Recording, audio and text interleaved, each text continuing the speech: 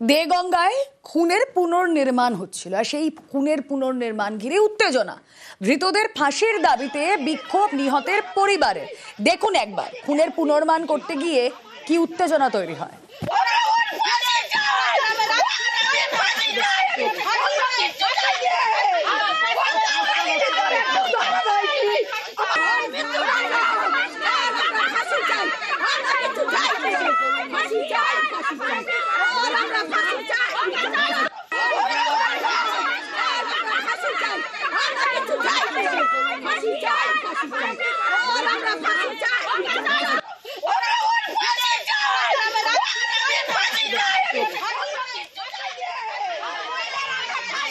জিয়াউল আলম রয়েছেন আমাদের সঙ্গে। জিয়াউল, মঙ্গলবারের ঘটনায় বিবস্ত্র দেহ উদ্ধার হওয়ার পর আজ যখন পুলিশ ঘটনাস্থলে যায় ঘটনার রিকনস্ট্রাকশন করতে, আপত্তি কিসের, কি কারণে এই উত্তেজনা?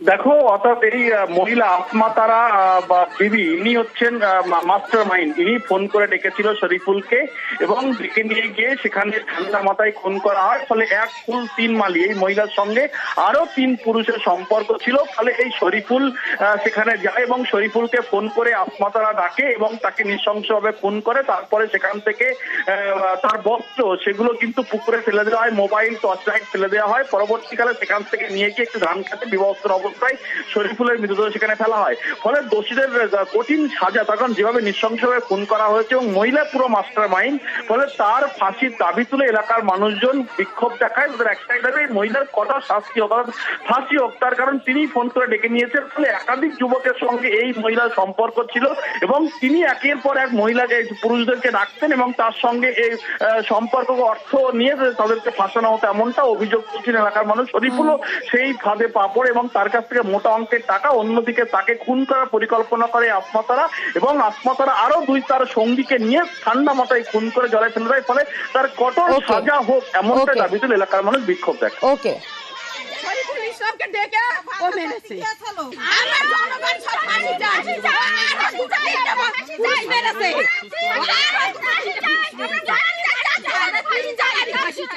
তাবাকশি অনেকেই গিয়েছেন মিরিকের একমাত্র হটস্পট।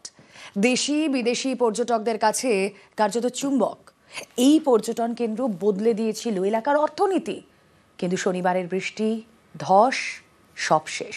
সেই চারিদিকেই শুধু ধ্বংসের ছবি।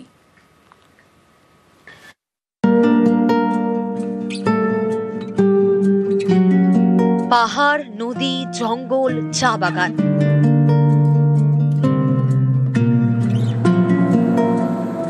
একেবারে ছবির মতো জায়গা তাবাকশি।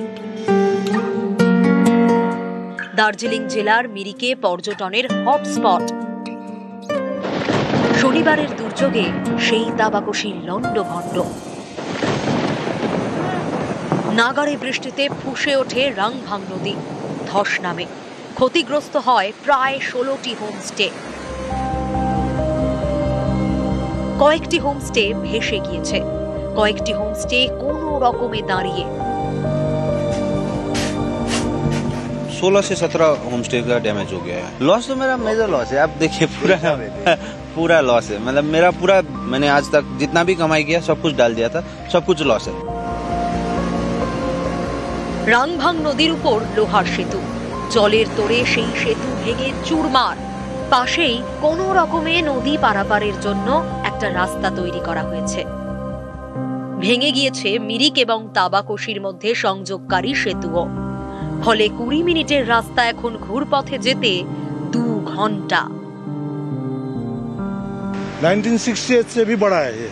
इस टाइम तो अभी तो यहाँ पर बहुत डेवलप हुआ था। हम लोग एकदम विच्छिन्न हो गए। पता नहीं कब टूरिस्ट आके यहाँ का व्यवसाय बढ़ेगा। हम लोग तो यही मांग है कि यहाँ ये जल्दी से जल्दी ये रास्ता और ये दोनों तरफ पक्का बात बनना चाहिए। তাবাকশি 2020 সালের পর থেকে মিরিকের পর্যটনের মোড় ঘুরিয়ে দেয়। দেশ তো বটেই, বিদেশি পর্যটকদের কাছে হয়ে ওঠে চুম্বক, বদলে দেয় এলাকার অর্থনীতি। সেই তাবাকশি এখন বিধ্বস্ত। इस डिजास्टर की वजह से नेचुरल हम लोग मेजर टूरिस्ट में बहुत है। इस बार तो अभी टूरिस्ट सीजन था तो उसमें बहुत इफेक्ट हुआ है। पहले हम लोग इसको कनेक्टिविटी ठीक करेंगे, ब्रिज ठीक करेंगे, उसके बाद फिर आस्ते आस्ते ग्रो हो जाएगा। फिर टूटा है तो फिर बनाना भी पड़ेगा ना, इसीलिए तो गवर्नमेंट है, सरकार है, सब लगा, सीएम मैडम खुद आया पहाड़ में।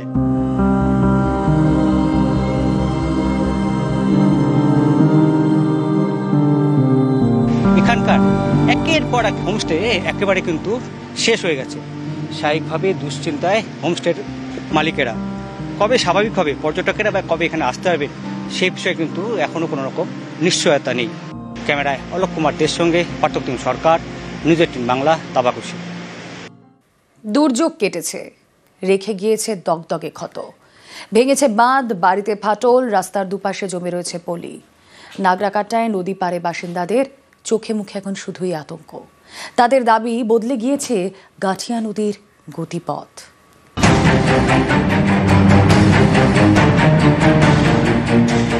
বাড়িতে ফাটল, অঙ্গনওয়াড়ি কেন্দ্র তছনছ, নিচ থেকে সরে গিয়েছে মাটি।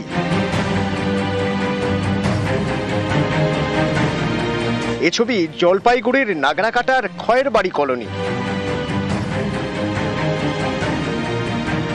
খয়েরবাড়ির গা ঘেঁষে বয়ে গিয়েছে গাঠিয়া নদী।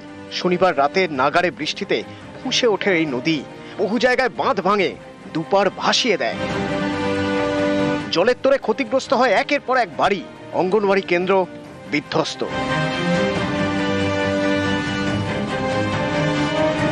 গাঠিয়া নদীর ধারে ছিল হচ্ছে এটি একটি আইসিডিএস সেন্টার। জল নামার পর বুঝতে পারা যাচ্ছে আইসিডিএস সেন্টারের হাল কি। ভিত পুরো ভেঙে বেরিয়ে চলে গিয়েছে জলের স্রোতে, কার্যত ভাসছে বলা চলে, এবং একাধিক যে চাঙর তা ভেঙে নদীর পাড়ে পড়ে রয়েছে। স্থানীয়রা আতঙ্কে, কারণ তাদের দাবি গাঠিয়ার পাড় ভাঙছে, বদলে যাচ্ছে গতিপথ। পাড় ভেঙে ক্রমশ লোকালয়ের দিকে এগিয়ে আসছে নদী।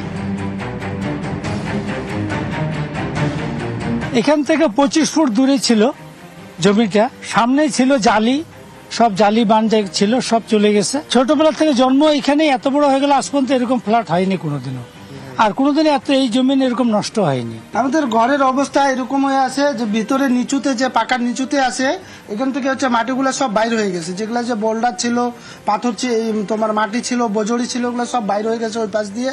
আর এই পাকাটা হচ্ছে এখানে ফাইটে গেছে, আর ওই যে ঘরের উপরের ওইগুলা হচ্ছে ক্রেক হয়ে গেছে, ইটগুলা হচ্ছে জয়েন্টগুলা ছেড়ে দিয়েছে। যে বন্যাটা এবার হয়েছে আমার জানাকালীন এটা হয়নি কোনোবারও। আমি সরকারকে বলবো, আমাদের যে নদীপথগুলা যেভাবে এখন মাইন্ডটাকে চেঞ্জ করে নিয়েছে, যেখানে বসবাসকারী আছে সেদিক দিয়ে নদীগুলো কিন্তু চলছে, তো এই নদীপথগুলা ঠিক মতন তাদের যদি গতিপথ ঠিক করে দেয় সরকার, যেখানে প্রয়োজন পড়বে বাঁধ দিবে, তাহলে অনেকটা নদীপথগুলা ঠিক থাকবে এবং স্থানীয় বাসিন্দারা ঠিক থাকবে। গত কয়েক বছর ধরে বারবার ধরে আলোচনা হয়েছে যে উত্তরবঙ্গের নদী তার গতিপথ বারবার ধরে বদল করছে, আর নতুন করে প্রাকৃতিক বিপর্যয়ের পর সেই যে আলোচনা চলছিল তা যে কতটা সত্যি ছিল তা আরো একবার প্রমাণিত। ফলে এই মুহূর্তে দাঁড়িয়ে পরিবেশবিদরা বলছেন যে নদীর গতিপথকে ভেবে আগামী দিনে ঠিক কি হতে পারে সেই সংক্রান্ত পরিকল্পনা তৈরি করতে না পারলে বড়সড় বিপদ ঘনিয়ে আসবে উত্তরবঙ্গে। ক্যামেরা অসিত দাসের সাথে আবির ঘোষাল, নিউজ 18 বাংলা, নাগরাকাটা।